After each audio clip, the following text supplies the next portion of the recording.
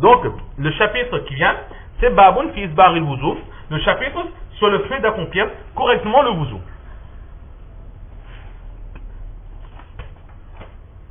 Isbaril wuzu. Isbaril wuzu, qu'est-ce que cela signifie? C'est compléter, faire correctement. Faire le wuzu en respectant tous les sunnahs, tous les mustahabbat du wuzu. C'est une première explication du isbaril wuzu. Faire le wuzu exactement comme le prophète d'Allah sallallahu alayhi wa sallam nous l'a enseigné.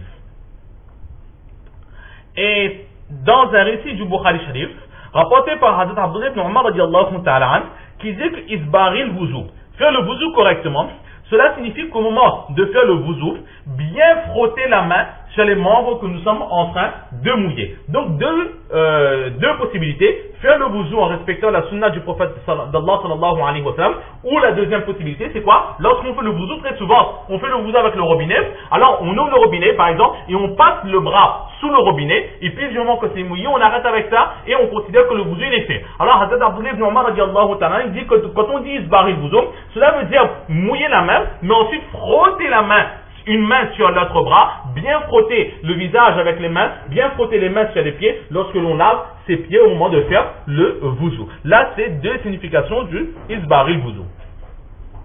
Hazrat Shah Ishaq, rahmatullah alayh, il dit qu'il y a 3 degrés de isbaril wuzu, de compléter correctement le wuzu. Le premier degré, c'est le degré obligatoire, que si la personne ne respecte pas ce point, son wuzu ne sera pas correct, son wuzu sera caduc. Cela c'est quoi? C'est de laver chaque membre correctement et ne laisser aucun endroit des membres obligatoires à être lavés, ne laisser aucun membre sec, que cet endroit-là ne soit pas mouillé. Très souvent, par exemple, on va laver les pieds et on ne va pas faire attention et on ne lavera pas, par exemple, les chevilles. On va laver les bras, mais le coude resteront secs. Là, le wuzu ne sera pas compté et ce sera le premier degré de isbarul wuzu qui ne sera pas respecté. Le deuxième degré, c'est un degré sunnah.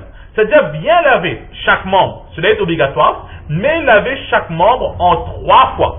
Cela entre dans l'isbaril wuzu et au sujet du massage de la tête, c'est-à-dire humidifier les cheveux ou bien le crâne de la tête. Alors là, l'obligation c'est de faire un quart de la tête. Et le isbar du massage c'est quoi? C'est de faire le massage sur la totalité des cheveux, la totalité du crâne, la tête en entière. Là ce sera le deuxième degré, le degré de sunnah. Et le troisième degré de isbaril wuzu, c'est le degré mustahab, que en faisant cela, nous aurons quand même beaucoup de récompenses. Et en quoi consiste ce troisième degré de mustahab? C'est qu'en même temps que nous lavons chaque membre en 3 fois, nous faisons le italatul ghurra wa tajmil. Le italatul ghurra wa tajmil. Là, c'est le troisième degré, un degré qui est mustahab. En faisant cela, nous aurons énormément de récompenses. Maintenant, c'est quoi le italatul ghurra wa tajmil? C'est quelque chose de très simple. Ghurra signifie la blancheur que l'on peut retrouver sur la crinière des chevaux. Les chevaux, ils ont leurs cheveux et au milieu de leur front, il y a une petite blancheur parfois à certaines races de chevaux. Ils ont une petite touffe de poils ou de cheveux blancs. Alors là, c'est ce qu'on appelle le ghurra. Et italatul ghurra, justement, ça veut dire quoi? C'est que lorsqu'on va laver son visage, on ne va pas s'arrêter uniquement, normalement l'obligation du visage, on verra dans les faraïs du wuzu, c'est de la naissance des cheveux jusqu'au dessous du menton et de l'oeil d'une oreille jusqu'à l'oeil de l'autre oreille. Donc toute la partie qui se trouve entre ces 4 points-là, on devra obligatoirement les laver au moment de faire le wuzu. Mais le italatul ghurra, ce sera quoi? Ne pas s'arrêter, lorsqu'on lave le visage, ne pas s'arrêter juste à l'endroit où les cheveux commencent à pousser, mais dépasser un petit peu, mouiller un petit peu les premiers poils de cheveux aussi. Là, c'est ce qu'on appelle le italatul ghurra, justement pour être sûr que le visage dans sa totalité, il aura été lavé. Et italatul tajmil, c'est quoi? C'est tout simplement qu'en lavant nos bras et nos pieds, on ne s'arrête pas. Pour les bras, l'obligation c'est de laver avec les coudes compris. Et les pieds, c'est de laver les chevilles comprises. Mais le italatul tajmil, c'est lorsqu'on lave ces membres-là, alors on ne s'arrête pas à la limite du coude ou des chevilles, mais on va laver un petit peu plus haut pour être sûr que les coudes aussi auront été lavés et les chevilles auront été aussi lavées. Il n'y aura eu aucun manquement dans notre wudu. C'est ce qu'on appelle le italatul tajmil. Et à l'origine, c'est quoi? C'est le tajmil, c'est par rapport toujours à certains chevaux, au niveau de leurs pattes. Parfois, le bas, au niveau, là où commence leur sabot, jusqu'à leurs genoux, c'est-à-dire la première partie de leurs pattes, il y a une certaine blancheur qui fait que ces chevaux se remarquent assez facilement et qui donne une certaine beauté sur ces chevaux. Alors là aussi, par rapport à cela, comme le ghurra et le tajmil, c'est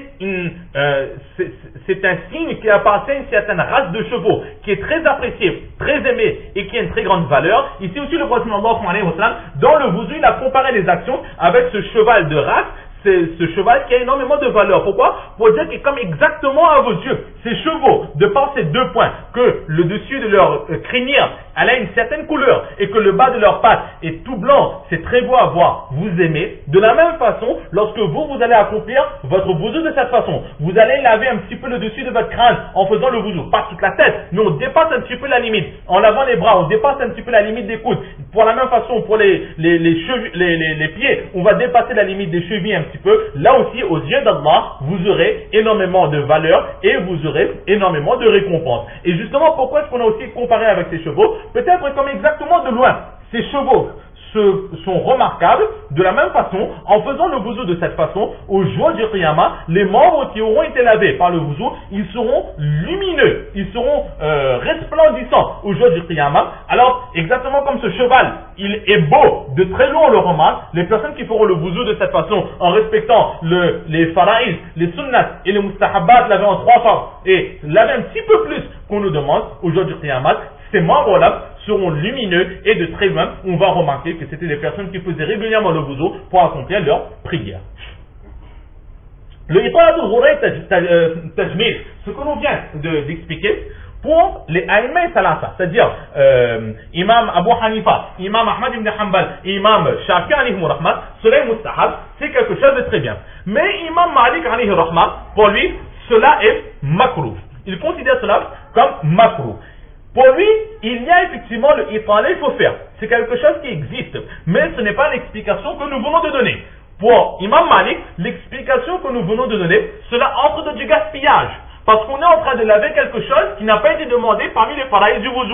Un petit peu au-dessus de la cheville, un petit peu au-dessus des coudes, un petit peu le début de la chevalière légèrement. Là, cela n'a pas été demandé. Cela ne fait pas partie des faraïs. Pour lui, c'est du gaspillage. Alors, Imam Malik alayhi rahmat, lui nous dit que le itala, cela veut dire rester régulièrement, le plus souvent possible, le plus possible, en état de wudu. Et à chaque fois que notre wudu seront, on se dépêche de refaire le wudu pour rester en état de wudu. Pour lui, c'est ce qu'on appelle le itala. Donc là, il y a une petite divergence quant à l'explication de ce mot. Nous avons vu les trois imams qui donnent la grande explication